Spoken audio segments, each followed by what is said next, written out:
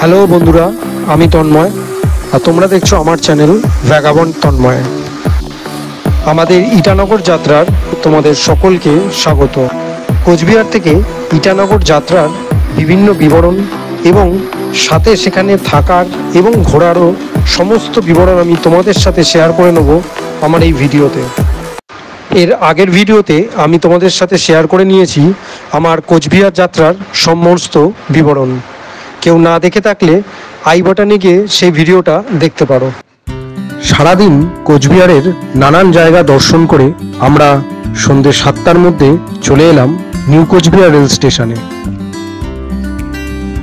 এর পরের গন্তব্য আমাদের অরুণাচলের রাজধানী ইটানগর। ইটানগর বা নাহারলাগুন যাওয়ার জন্য কলকাতা থেকে কোনো ডাইরেক্ট ট্রেন না থাকায় জেনারেলি দুভাবে যাওয়া যায়। এক হলো কলকাতা থেকে কোনো ট্রেন ধরে এনজিপি বা নিউ কোচবিহার নেমে সেখান থেকে অন্য ট্রেন পাল্টে ইটানগর, বা কলকাতা থেকে কোনো ডিরেক্ট ট্রেনে গুয়াহাটি গিয়ে সেখান থেকে ট্রেন পাল্টে ইটানগর বা নাহারলাগুন। এই দুরকমভাবেই তোমরা যেতে পারো। ইটানগর শহরের খুব কাছেই এই নাহারলাগুন স্টেশনটি অবস্থিত। 22412 অরুণাচল সুপারফাস্ট এক্সপ্রেস আনন্দ বিহার স্টেশন থেকে ছেড়ে লখনৌ, কানপুর, গোরখপুর, নিউ জলপাইগুড়ি, কোচবিহার, রঙ্গিয়া হয়ে নাহারলাগুন অবধি যায়। আমরা কোচবিহার থেকে অরুণাচল এক্সপ্রেসটা প্রেফার করে এই ট্রেনেই টিকিট কেটেছিলাম। ঘড়িতে এই মুহূর্তে রাত্রির 8:28 আর আমি দাঁড়িয়ে আছি নিউ কোচবিহার স্টেশনে। আমার গন্তব্য নিউ কোচবিহার স্টেশন থেকে নাহারলাগুন। দেখতেই পাচ্ছ পাশ দিয়ে বন্দে ভারত, গুয়াহাটি এনজিপি বন্দে ভারত এইমাত্র পাস করলো। তো এই মুহূর্তে আমি ওয়েট করছি। একে একে বিভিন্ন ট্রেন এলো এবং চলে গেল, কিন্তু আমার অরুণাচল এক্সপ্রেসের কোনো খবর নেই। অবশেষে রাত 9:30টায় নিউ কোচবিহার স্টেশনে এসে পৌঁছে গেল অরুণাচল এক্সপ্রেস। ট্রেন আসতেই আমরা ট্রেনে উঠে খাওয়া দাওয়াটা সেরে নিলাম। সারাদিনের ক্লান্তিতে ট্রেনে শুতেই ঘুম এসে গেল। যেহেতু সাইড লোয়ারে সিট ছিল তাই সকালবেলায় সূর্যের আলোয় ঘুম ভেঙে গেল।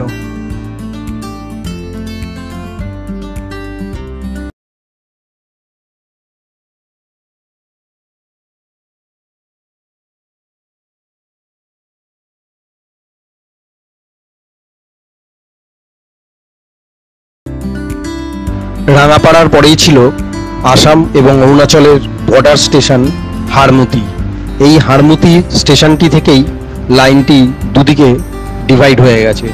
একটা লাইন চলে গেছে ডিব্রুগড়ের দিকে আর একটা লাইন চলে গেছে ইটানগর তথা নাহারলাগুনের দিকে।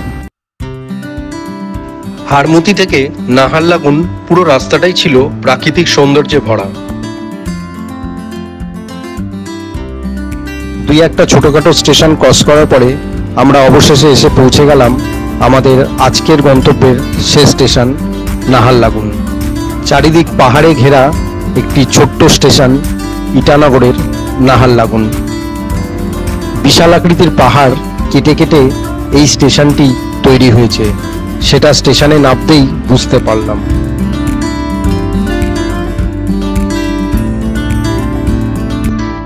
এই মুহূর্তে আমি দাঁড়িয়ে আছি নাহারলাগুন স্টেশনে।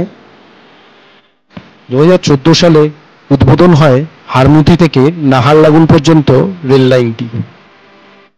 অরুণাচল প্রদেশে ঘুরতে গেলে তোমাদের সকলকেই অফলাইন বা অনলাইনে আইএলপি মানে ইনার লাইন পারমিটটা সংগ্রহ করতে হবে।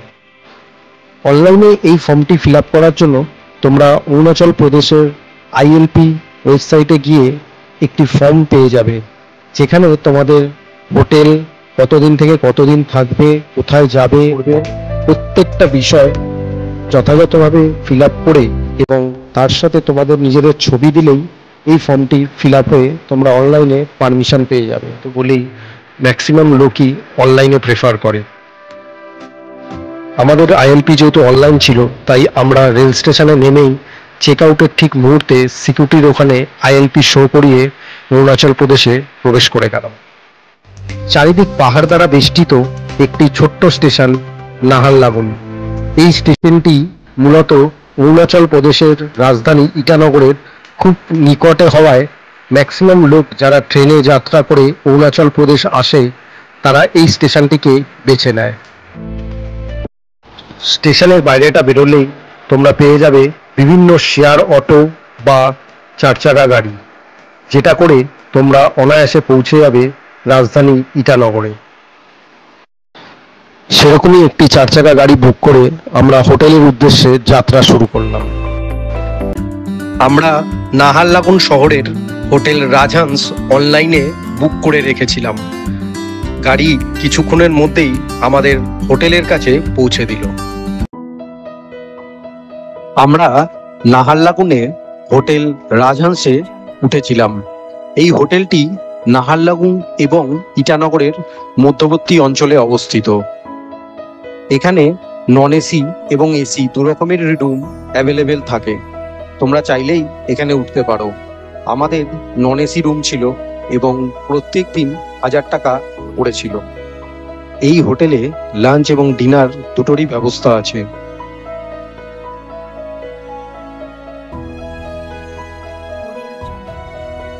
তোমরা চাইলে রিসেপশন থেকে মেনু কার্ড দিয়ে খাবার অর্ডার করতে পারো। সকালবেলা আমরা বেরিয়ে পড়লাম ইটানগর শহরটা ঘুরে দেখবার জন্য। একটা অটো বুক করে নিলাম বিভিন্ন দর্শনীয় স্থানগুলো ঘুরে দেখবার জন্য। অরুণাচল বা ইটানগরে সোমবার দিন বেশ কিছু দর্শনীয় স্থান বন্ধ থাকে, তাই তোমরা সোমবার ছাড়া অন্য কোনো দিনে প্রোগ্রাম করো। নাহারলাগুন শহরে ওয়েদার এবং পারিপার্শ্বিক অবস্থা খুব মনোরম না হলেও আমরা যেই অরুণাচলের রাজধানী ইটানগরের দিকে এগোতে থাকলাম, ওয়েদার ততটাই মনোরম এবং আরামদায়ক হয়ে উঠল। ইটানগর শহরে মূলত বেশ কিছু উপজাতির বাস, তার মধ্যে নিশি, আদি, আপাতানি, মূলত এই 3-4 রকমের উপজাতির বসবাস বেশি। এছাড়াও বেশ কিছু হিন্দু, বৌদ্ধ এবং মুসলিম সম্প্রদায়ের মানুষও এখানে বসবাস করে। ইটানগর শহরের সবথেকে বেশি প্রচলিত ভাষাটাই হলো নিশি ভাষা। ঘণ্টা দেড়েকের মধ্যেই আমরা পৌঁছে গেলাম আমাদের আজকের প্রথম গন্তব্য গঙ্গা লেক। ইটানগর শহর থেকে 6 কিলোমিটার দূরেই অবস্থিত এই হ্রদটি। গঙ্গা লেক অরুণাচল প্রদেশের রাজধানী ইটানগরের মধ্যখানে অবস্থিত একটি সুন্দর হ্রদের নাম হলো এই গঙ্গা লেক। এটি ইটানগরের অন্যতম দর্শনীয় এবং জনপ্রিয় আকর্ষণ। প্রবেশপথ দিয়ে ঢুকেই বেশ কিছু সিঁড়ি বেয়ে আমরা উপরে উঠলাম গঙ্গা লেকের আসল সৌন্দর্য দেখার জন্য। এই হ্রদটির আর একটি স্থানীয় নামও রয়েছে। এখানকার স্থানীয় লোকদের কাছে এই হ্রদটি গায়কার সিনি নামেই পরিচিত। চারপাশ সবুজে ঘেরা এবং উঁচু পাহাড় দ্বারা বেষ্টিত এই হ্রদটি ইটানগরের সবথেকে আকর্ষণীয় স্থান। চারিদিকে পাখির আওয়াজ, শান্ত এই হ্রদটির মনোরম পরিবেশে এলেই আপনার মনের হাজারো চিন্তা এক নিমিষে দূর হয়ে যাবে।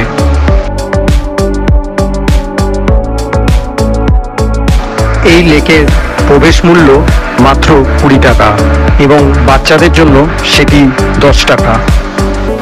আমরা খুব সকালে গঙ্গা লেকে এসেছিলাম বলেই পর্যটকদের ভিড় বেশ কিছুটা কমই ছিল, নেই বললেই প্রায় চলে। গঙ্গার হ্রদে পর্যটকদের জন্য বোটিংয়েরও ব্যবস্থা রয়েছে। প্রকৃতির মাঝে বেশ কিছুটা সময় কাটিয়ে আমরা গঙ্গা লেককে বিদায় জানিয়ে বেরিয়ে পড়লাম আমাদের পরবর্তী গন্তব্যের দিকে। গঙ্গা লেকটা পাহাড়ের অনেক উপরে থাকায় আমরা আবার ওখান থেকে বেরিয়ে পাহাড় দিয়েই অটো করে নিচে নামতে শুরু করলাম। এর পরের গন্তব্য ছিল আমাদের ইটা ফোর্ট। গঙ্গা লেক থেকে ইটা ফোর্টের দূরত্ব প্রায় 10 কিলোমিটার। মিনিট 20-25-এর মধ্যেই আমরা এসে পৌঁছে গেলাম আমাদের দ্বিতীয় গন্তব্য ইটা ফোর্ট। ইটা ফোর্ট কথার আক্ষরিক অর্থই হলো ইটের দুর্গ। এই ইটা ফোর্টের জন্যই অরুণাচল প্রদেশের রাজধানী ইটানগরের নাম প্রবর্তন করা হয়। ইটা ফোর্টের ভিউ পয়েন্ট থেকে পুরো ইটানগর শহরটা খুবই সুন্দরভাবে দেখা যায়। বেশ কিছুক্ষণ আমরা এখানে দাঁড়িয়ে সময় কাটালাম। 14 থেকে 15 শতকের মাঝামাঝি সুতিয়া রাজাদের দ্বারা এই ইটা ফোর্টটি নির্মিত হয় বলেই এখানকার স্থানীয় মানুষের ধারণা। এই ইটা ফোর্টের 3 দিকে 3টে ভিন্ন প্রবেশপথ রয়েছে, যেগুলো পূর্ব, পশ্চিম এবং দক্ষিণ দ্বার নামেই বিখ্যাত। বুড়ই নদীর তীরে একটি পাহাড়ি দুর্গের ধ্বংসাবশেষ হিসাবেই এটি এখন আমাদের কাছে পড়ে রয়েছে। ভিউ পয়েন্টে দাঁড়িয়ে পুরো ইটানগর শহরটা খুব সুন্দর দেখাচ্ছিল।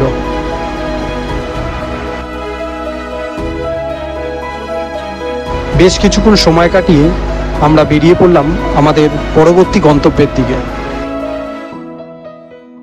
মিনিট 10 মধ্যেই আমরা পৌঁছে গেলাম আমাদের পরবর্তী গন্তব্য ইন্দিরা গান্ধী পার্ক। ইটানগর শহরের প্রাণকেন্দ্রেই এই ইন্দিরা গান্ধী পার্কটি অবস্থিত। পার্কের মধ্যে থেকে দাঁড়িয়েই আমরা দূরে পাহাড়টাও স্পষ্ট দেখতে পেতাম। পুরো পার্কে যেদিকেই চোখ যায় শুধু সবুজ আর সবুজ, মন ও চোখ দুটোই জুড়িয়ে যায়। খুবই শান্ত এবং নিরিবিলি পরিবেশে এই ইন্দিরা গান্ধী পার্কটি অবস্থিত। বন্ধুরা, তোমরা দেখতে পাচ্ছ এই মুহূর্তে রয়েছি আমি ইটানগরের ইন্দিরা গান্ধী পার্কে। পার্কটা পুরোটাই ন্যাচারাল বিউটিতে ভরা। এই পার্কটা ইটানগর শহর থেকে খুব বেশি হলে 5 কিলোমিটারের মধ্যেই এই পার্কটি অবস্থিত। তো আমি হাইলি রেকমেন্ড করব তোমরা সবাই এই পার্কটা ভিজিট করো, তোমাদের খুব ভালো লাগবে। শান্ত পরিবেশ এবং পাশেই ঝর্ণার জলের আওয়াজ তোমরা স্পষ্ট এবং খুব দৃশ্যতেই দেখতে পাবে।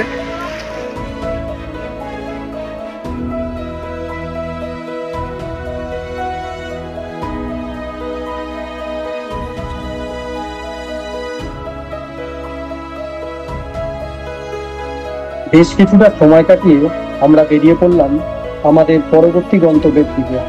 ইন্দিরা গান্ধী পার্কের পাশের মাঠেই সারস মেলা 2023-24 অনুষ্ঠিত হচ্ছিল। সেই মেলাতে আমরা বেশ কিছুটা সময় কাটালাম।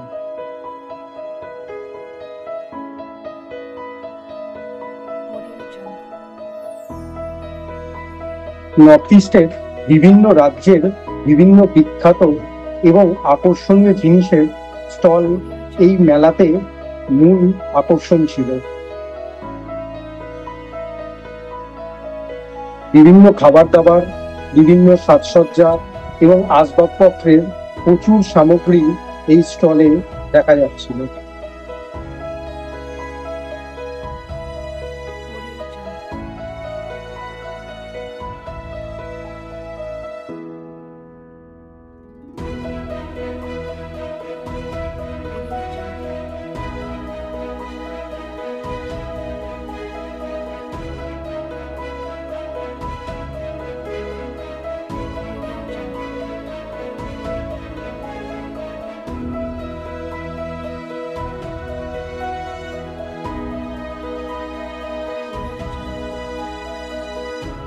আমরা বেরিয়ে পড়লাম আমাদের পরবর্তী গন্তব্যের দিকে। এরপর আমাদের গন্তব্য ছিল বৌদ্ধ সংস্কৃতির কেন্দ্র গোম্পা টেম্পল। এটি ইটানগরের খুব বিখ্যাত দর্শনীয় জায়গা। প্রবেশ করার পরেই আশ্চর্য হলাম এটা দেখে যে শহরের প্রাণকেন্দ্রে এই গুম্ফাটি হওয়া সত্ত্বেও কতটা শান্ত এবং শান্তিপূর্ণ এই গুম্ফাটি।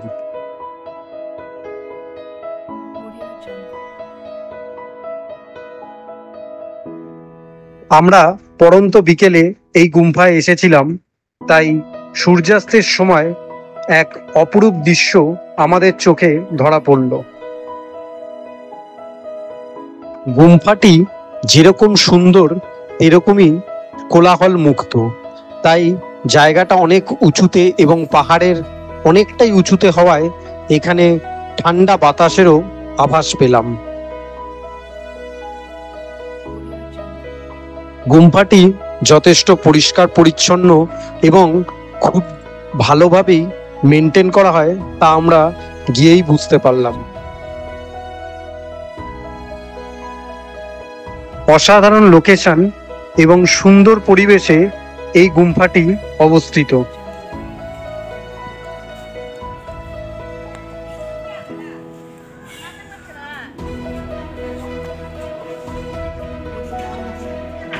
এটি হচ্ছে এখানকার মূল মন্দির। এর মধ্যেই রয়েছে গৌতম বুদ্ধের সাজানো মূর্তি।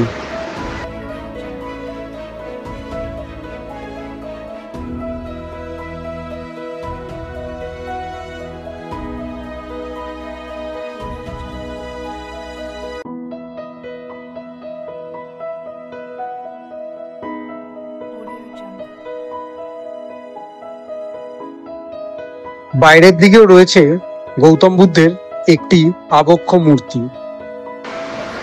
বেশ কিছুক্ষণ গুম্ফার ভিউ পয়েন্টে দাঁড়িয়েই ইটানগর শহরটাকে দু চোখ ভরে দেখে নিলাম। এই গুম্ফা কমপ্লেক্সটির মধ্যেই রয়েছে একটি সুভেনিয়ার সহ উপহারের দোকান। এছাড়াও এখানে পেয়ে যাবেন আপনি একটি সুন্দর ক্যান্টিন। বেশ কিছুটা সময় কাটিয়ে এবং প্রাকৃতিক পরিবেশের মাঝে থেকে অবশেষে আমরা ফেরার জন্য প্রস্তুত হলাম। রিজার্ভ করা অটোতেই আমরা হোটেলে ফিরে লাগেজ তুলেই আবার রওনা দিলাম স্টেশনের উদ্দেশ্যে। ফেরার সময় আমরা দৈনপল্য এক্সপ্রেসে টিকিট কেটেছিলাম নাহারলাগুন থেকে গুয়াহাটি যাওয়ার জন্য। বন্ধুরা, তোমরা দেখতে পাচ্ছ আমি এই মুহূর্তে রয়েছি নাহারলাগুন স্টেশনে। আজকে আমাদের ট্রেন দৈনপল্য এক্সপ্রেস।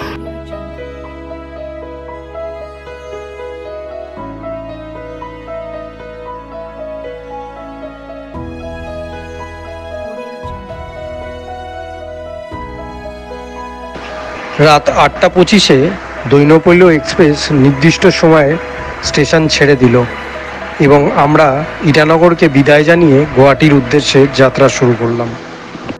আজ তাহলে এই অবধিই থাক। আবার দেখা হচ্ছে খুব তাড়াতাড়ি তোমাদের সাথে পরের ভিডিও নিয়ে। ভিডিওটা ভালো লেগে থাকলে লাইক, শেয়ার ও কমেন্ট করতে ভুলো না।